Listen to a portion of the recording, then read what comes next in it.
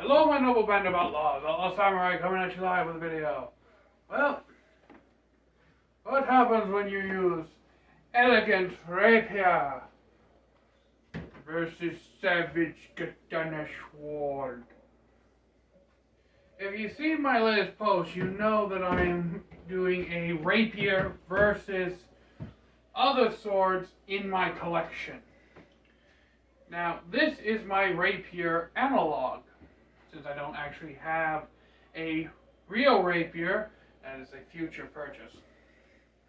So, what is a rapier? First of all, for those of you who don't know, a rapier, or rapier, depends on your pronunciation, is dubbed the king of the dueling sword. It is a long, thrust-centric sword with a complex hilt that is more often than not used for dueling and really had its heyday in the Renaissance.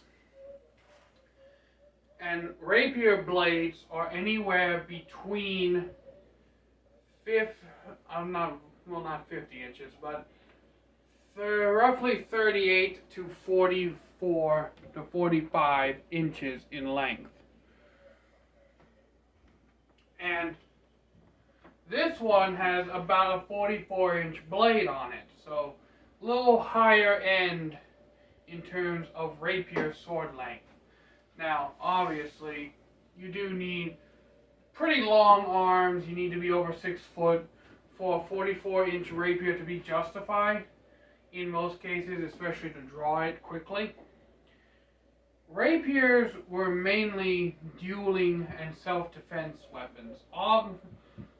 And occasionally, if not almost all the time, you'd usually see a rapier accompanied by a parrying dagger, which is, if you've ever seen Raphael Size from TMNT, is basically the European equivalent.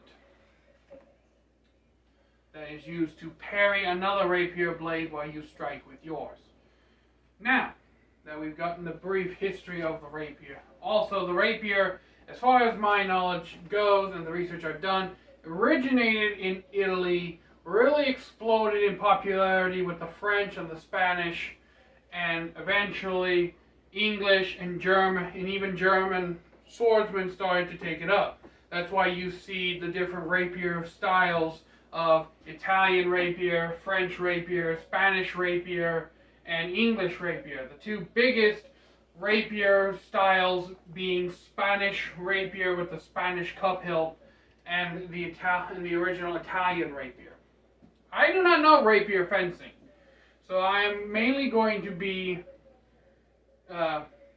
using techniques that I have seen other rapier users practice for these demonstrations, but in any case, I just put a thing to skip ahead to the 3-minute 30-second mark. Alright, so brief history of the rapier aside, how would a rapier fare in a match against a weapon of similar blade length?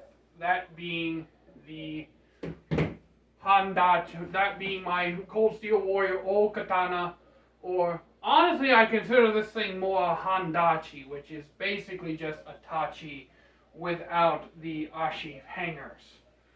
Which, if you've ever seen a tachi saya, you know those are the little fancy hangers that tie the sword basically like this on your belt.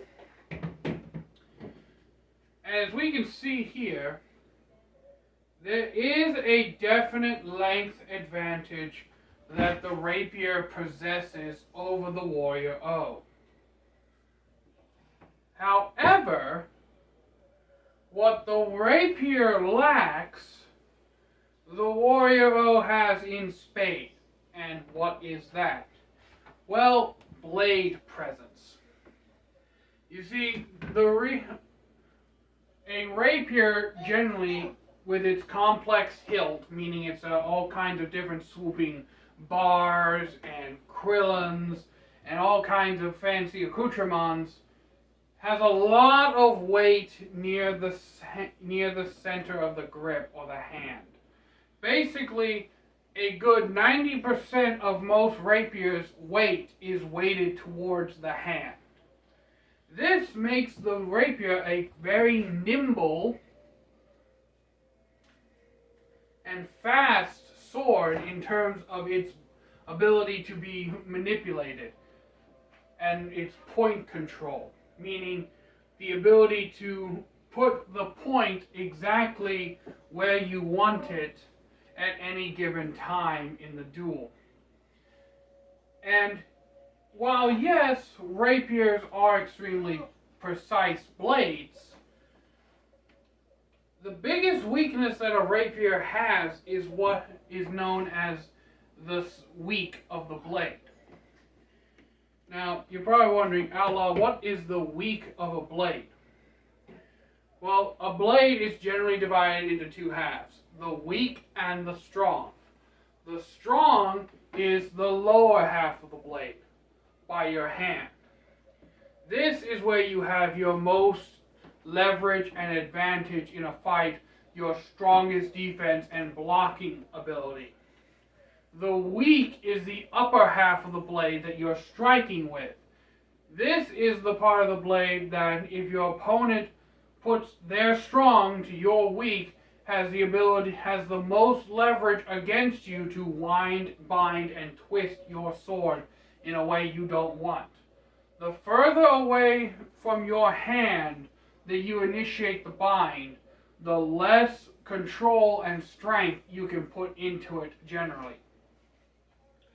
And this is where the Warrior O has a major advantage. It has a much more blade present weak than the rapier. This meaning that this blade is more blade heavy, meaning that it hits harder, and if the two weaks were to meet, you'd actually have more leverage with the Warrior O than the rapier for two reasons. One, again, the blade is more blade present, blade heavy, and the other is that a rapier is a one-handed sword, while a handachi, tachi, katana in general are two-handed swords. Meaning that you can put the full blunt force of both your arms into the strike, allowing your weak to basically plow through the weak of the rapier. Now, just because the katana has, katana, handachi, I'll be using those terms interchangeably, just because the handachi has more raw power than the rapier does not necessarily mean that all the time the rapier is going to lose. The rapier has a clear reach advantage, and in a fight, reach can be an extremely important factor. Look at a spearman versus somebody with a ball-peen hammer. 9 times out of 10, or I honestly want to say 10 times out of 10, unless the hammer guy gets extremely lucky, the spearman will win because of his reach advantage. And while the Hondachi does not have the same reach advantage, it does slightly make up for that in its ability to put pressure on the rapier duelist, because normally, as far as I'm aware, in rapier duels, you're using your parrying dagger a lot to put pressure on your opponent, parrying their strikes away while making your own. Or most of the time in a rapier duel, it's weak again. They don't really get close enough to make use of their strongs, the strongs of their blade, just because of how long it is. So, usually rapier duels are done at a distance. Blade distance plus arm length. So, with that in mind, how could the, just a moment. Honestly, I've lost my train of thought here a little bit, but what I remember saying was because rapier duels are fought at distance, a opponent with a shorter blade is at a disadvantage. But oh yeah, parrying daggers. But in any case, but there is a means of the Hondachi, katana, whatever you have you user, being able to basically get past the rapier.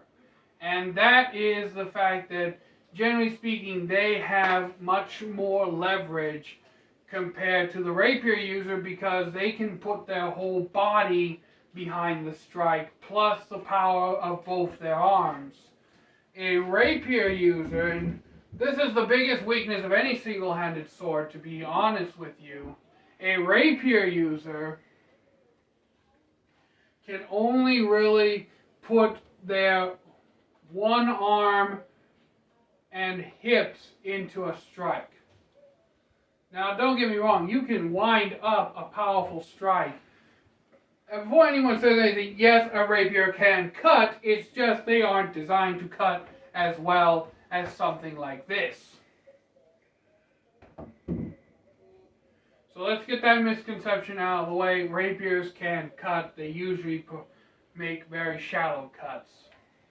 And in most actual duels, judicial duels actually, the fight was only to go on till first blood, meaning the first one to cut the opponent or draw blood from their opponent was the victor.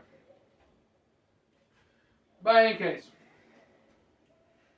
by utilizing the advantage that they have of being able to put more force and in actuality put more force, torque, and leverage against the rapier user, they can push the rapier blade back and then get into a grappling distance.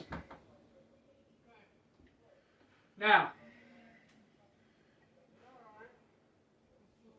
that we've discussed how the sword would basically, the sword's most basic weaknesses and strengths against each other, how would a trained rapier fighter fight a trained Hondachi swordsman? Or I guess you could say trained musketeer versus trained samurai or what have you. What I would imagine for the rapier user is what they want to do is take full advantage of the length of their blade and keep the opponent at their distance, at their measure. Now, because of the length of the blade, the rapier user actually has a little bit more room to get somewhat cheeky, for lack of better terminologies at the moment, and be able to snipe cut, or basically cut and then quickly bring back to point. Now I want you to know that what I just did is mainly considered a saber technique. I don't know if that's a rapier technique or not. But many saber techniques can be transferred over to rapier, but vice versa cannot really be said because most sabers are either too curved or they just aren't long enough to basically utilize the same techniques. But as I was saying, so he would definitely want to keep the Hondachi user at a distance, using the absolute full length of his blade and snipe cutting.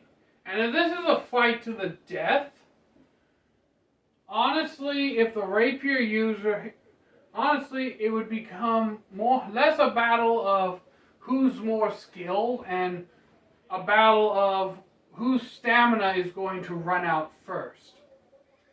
And honestly, more times than not, I would see the rapier user running out of steam before the Hondachi user. And here's why. And it's not because I prefer Oriental swords to European swords. It's not because I'm an otaku.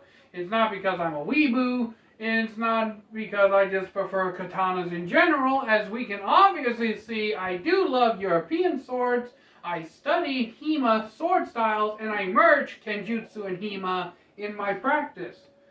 The reason I am saying that the rapier would lose in a battle of attrition, which is a fancy way of saying a battle of stamina, is the fact that it's a one-handed sword. Alright? Whenever you hold something with one hand, you are holding the entirety of the weight of that object. And that's understandable. Everyone can understand that. And for the most part, it's not a big deal. I mean, you're talking to somebody, you're playing with a bottle of water in your left hand, and after a while you start to notice that your left hand starts to feel a little tired, a little heavier, because you've been playing with the water bottle so much. Even something as light as a water bottle, if you're made to hold it to any height that is not like directly down at your hip, or just using your basic, not putting any kind of force in it, grip strength, and just holding the bottle of water, yeah, like this, you could probably hold it for a good hour, 2 hours, 3 hours, 4, without, if you had to, feeling any kind of strain. But the moment you have to hold something above your hip level, or the moment that you are going above your rib level in holding something, that's when you start to engage your arm muscles whether you want to or not. And that's just basic biomechanics at work. Especially if you are holding something directly above your head. In this instance, the blood circulating through you is having a harder time reaching the tip of your hand than it is down here. That's why when you hold something up above your head for a long period of time and you put your hand down, you feel a sense of relief.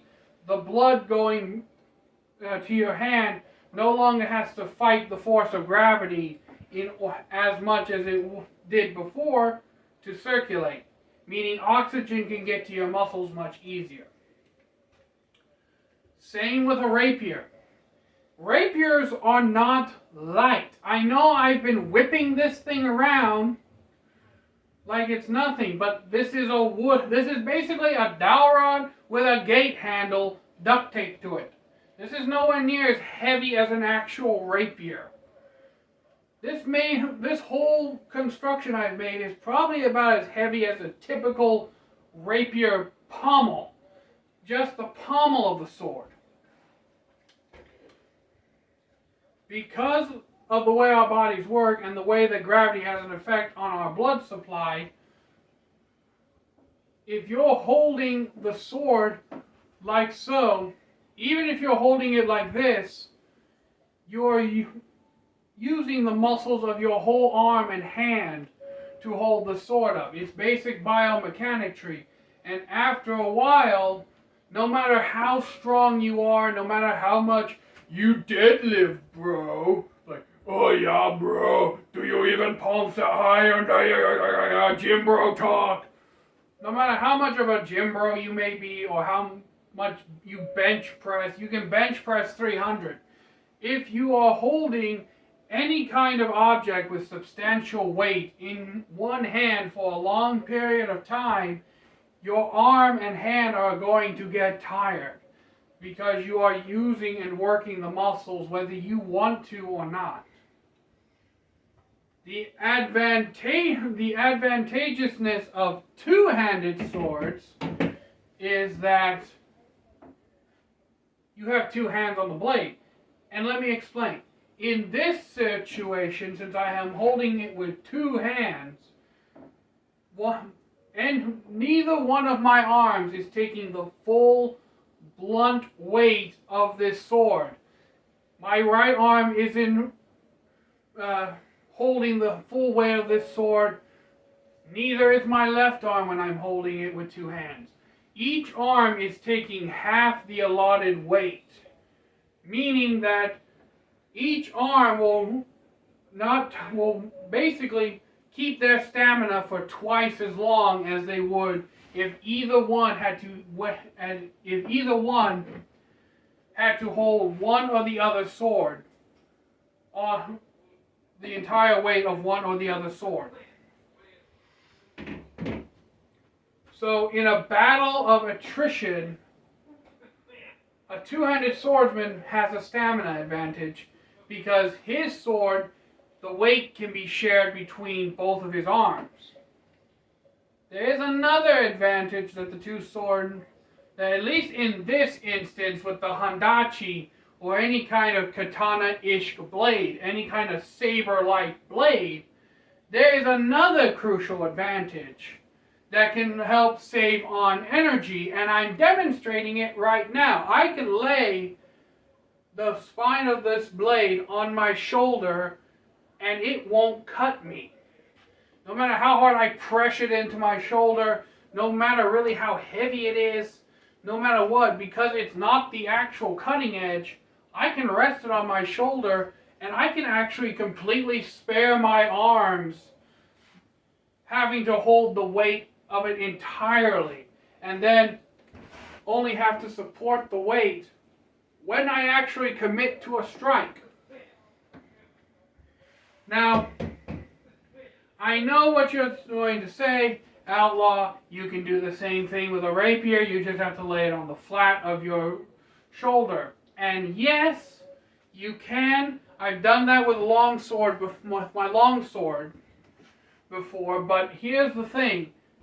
You can easily forget to lay the flat on your shoulder if you're not accustomed to using two-bladed swords.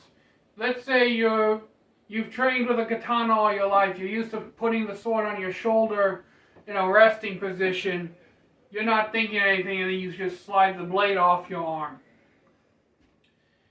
And then you're suddenly given a double-edged sword. You train with it for a little bit, you do the same thing without thinking, and you accidentally rotate your wrist, putting a sharp edge against your shoulder, and you do the same thing. Now, I know that would be a very rare instance. Most people that are trained in swordsmanship, especially those who train mostly in HEMA, they won't do it at all, because they know that the blade is double-edged. But it can happen. So, in a resting position, single-edged blades have that slight advantage as well. Now, I know also what you're saying. Well, Outlaw, there are also guards that don't require you to hold the blade up, like Fool's Guard, for example. Yes, Fool's Guard is a valid argument, especially since all you're basically doing is using your hand and wrist strength at this point to just keep the tip off the ground, and then you can just lunge up. But as far as I'm aware, I don't remember seeing any rapier treatises or techniques that initiate with Fool's Guard. Most rapier fighting, you're going to have your blade similar to this, in a similar position to this,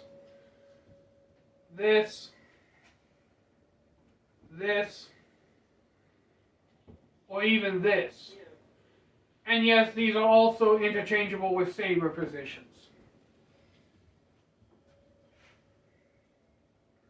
But that's the thing. I'm being as objective as I can for both sides, showing arguments. And in a battle of stamina, where stamina is a big contributing factor, single-edged blades just have an overall advantage over your traditional double-edged blade simply because of the fact that you can leave it on your shoulder and not worry about cutting you. It's a small advantage, but it's an advantage that I've noticed and so have brought to the forefront of attention. But if we take that advantage completely out, the two-handed sword has the advantage of having its weight split between both hands, meaning that each hand is only taking about half the full weight of the blade. And yes, I know, you can do Fool's Guard, with the two-handed sword as well. And this is where Fool's Guard is most often used. As far as I'm aware, this is especially true in German longsword, where it's most often used.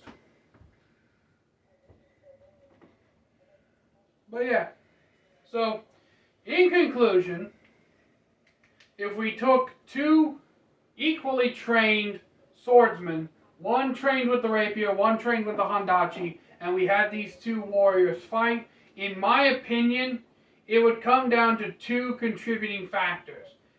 How the rapier user takes advantage of their reach, how the rapier user utilizes their reach advantage, and who has more stamina. Because if two warriors are equally trained, equal strength, equal speed, equal reaction time, everything's equal, it's going to come down to just who has more stamina near the end of the fight.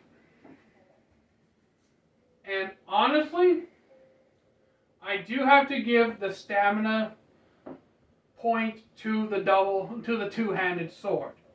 Or at least in this instance, the Hondachi. That would also transfer over to long swords as well. I will be doing a longsword versus rapier and saber versus rapier as well, because I do have a saber and a longsword I can use. But tell me, my noble band of outlaws, but I feel like this is the good part to end this video. I try to be as quick and concise as possible. So tell me, my noble band of outlaws, in the comments down below. Like, share, subscribe, all that good jazz, if you're so inclined.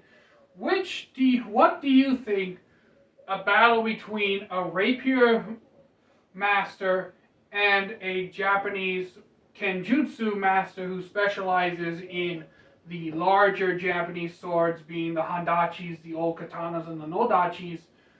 Well, actually, I can also do a rapier versus Hondachi, because I have a Hondachi too. So yeah, this will be Tachi Hondachi, the longsword equivalent of the Japanese equivalent to the longsword, versus the rapier.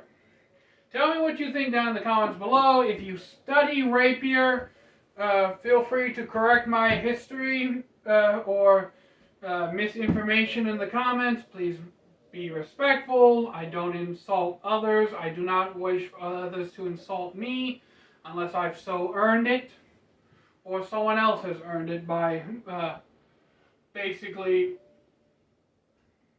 being a troll. Alright, golden rule and all that jazz. But in any case, so until next time, an old band of outlaws, outlaw samurai, tells all y'all be crazy rednecks. Be safe and use your weapons. Keep the comment section civil. And I'm out. Peace. The reason I asked to keep the comment section civil is simply because when you're discussing topics like this, people can easily get heated. Remember, these videos are fun, sword-related discussions.